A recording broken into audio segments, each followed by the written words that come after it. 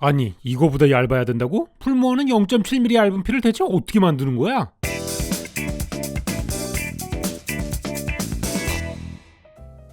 자, 오늘은 만두 업계를 평정하고 얇은 피 열풍을 일으킨 화제의 제품 풀무원 얇은 피 꽉 찬 속만두를 소개해 볼 거예요. 풀무원 얇은 피 꽉 찬 속만두는 총 6가지가 있는데요. 큼직한 돼지고기의 씹는 맛이 일품인 얇은 피 꽉 찬 속 고기만두, 깻잎의 향긋함으로 담백함을 더한 얇은 피 꽉 찬 속 고기 깻잎 만두, 깍두기와 저온 숙성 김치로 아사삭한 식감을 살린 얇은 피 꽉 찬 속 김치만두, 부추와 청양고추로 깔끔하게 매운맛을 낸 얇은 피 꽉 찬 속 땡초만두까지 4개의 물방울 모양 만두가 있고요. 군만두로 먹으면 더 좋은 교자도 있습니다. 특히 얇은 피 교자 만두는 보시는 것처럼 만두 날개가 거의 없다시피 하고 고기와 매콤 해물 2가지 맛으로 속을 꽉 채운 것이 바로 특징이라고 할 수 있겠죠. 저는 개인적으로 얇은 피 꽉 찬 속 고기 깻잎 만두와 얇은 피 꽉 찬 교자 고기 만두를 좋아하는데요. 제가 정말 좋아하는 깻잎이 들어간 얇은 피 꽉 찬 속 고기 깻잎 만두를 찐 만두로 쪄서 먹으면 한 자리에서 10봉지도 먹을 수 있겠더라고요. 그리고 얇은 피 꽉 찬 교자 고기 만두는 만두 날개가 없어서 속이 더 맛있게 느껴지는데요. 에어프라이기 같은 것에 10분간 조리하시면은 바삭하면서도 육즙이 팡팡 터지는 전문점보다 맛있는 만두가 완성이 되는 것이죠. 저처럼 이렇게 풀무원 얇은 피 만두를 사랑하는 분들을 모아 얇은 피 만두 팬클럽 얄피와 간장들을 창단하였다고 합니다. 간장들은 팬클럽 회원들의 애칭이라고 하는데요. 그럼 저도 간장들의 첫 번째 미션인 얇은 피 만두 이색 꿀조합 만들기 미션에 도전을 해보기로 했습니다. 첫 번째로 소개해드릴 요리는 얇은 피 꽉 찬 속 고기 만두를 이용한 라자냐입니다. 준비해주실 재료는 토마토 소스, 모짜렐라 치즈, 그리고 얇은 피 꽉 찬 속 고기 만두인데요. 오븐 용기를 준비해 주신 다음에 식용유를 골고루 바르고 고기 만두 5개를 꺼내서 그릇에 쫙 펼쳐주도록 하겠습니다. 그리고 준비하신 토마토 소스를 넉넉히 얹어주신 다음에 모짜렐라 치즈를 소스 위에 충분히 뿌려주시고 남은 5개의 만두를 손바닥으로 꾹꾹 눌러서 널쩍하게 펼쳐주신 다음에 치즈 위에 얹어주시고 다시 토마토 소스를 넉넉히 뿌려서 그 위에 치즈를 두툼하게 얹어주시면 되겠습니다. 이렇게 완성된 만두 라자냐를 200도로 예열된 에어프라이기에 15분간 돌려주시면 완성됩니다. 짜잔! 이렇게 녹진하게 완성된 라자냐의 모습인데요. 한번 먹어봐야겠죠? 이 만두 안에 들어가 있는 돼지고기와 새송이 버섯이 토마토 소스와 정말 잘 어울리고요. 토마토 소스 안에 고기를 더 넣지 않아도 될 정도로 고기가 두툼하게 씹히는 라구 소스를 먹는 듯한 그런 맛이었습니다. 치즈가 쭉쭉 늘어나는 든든한 요리가 필요하신 분들에게 꼭 추천드리고 싶은 그런 레시피네요. 다음 요리는 얇은 피 꽉 찬 속 김치만두로 만드는 치즈 와플전입니다. 와플 기계가 있으시다면 꼭 한번 해보시기를 추천드리는데요. 준비해 주실 것은 모짜렐라 치즈가 전부이기 때문에 아주 간단하게 만들 수 있습니다. 우선은 와플 기계를 뜨겁게 예열해 주시고 식용유를 충분히 발라서 코팅을 해주신 다음에 만두를 기계 위에 얹어주시고 그 위에 치즈를 다시 얹고 만두를 다시 얹어주시면 와플 기계가 닫히지를 않습니다. 얇은 피 꽉 찬 속 김치만두가 워낙 속이 꽉 차 있기 때문에 이런 식으로는 와플을 만들 수가 없습니다. 이 만두를 반으로 잘라주셔야 되는데요. 넓적하게 2등분 해주시면 충분합니다. 단면으로만 봐도 정말 얼마나 속이 꽉 차 있는지 알 수 있겠죠? 이렇게 한번 잘라주신 만두를 다시 와플 기계에다가 넣고 치즈를 차곡차곡 쌓아주시고 그 위에 다시 만두를 얹어주시면 됩니다. 이번에는 와플 기계가 닫히네요. 근데 예상치 못한 일이 일어났습니다. 정말 끔찍한 상황인데 만두 속이 생각보다 꽉 들어차 있어가지고 만두는 한 5개 정도만 쓰셔도 될 것 같습니다. 아무 일도 없었던 것처럼 주변을 정리해주고 한번 열어보도록 할게요. 훌륭하게 와플전이 완성되어 있네요. 조심스럽게 꺼내주시고 치즈를 자연스럽게 뿌려주도록 하겠습니다. 정말 노릇노릇하고 바삭바삭하게 익은 것이 화면에도 보일 정도인데요. 어서 먹어보고 싶습니다.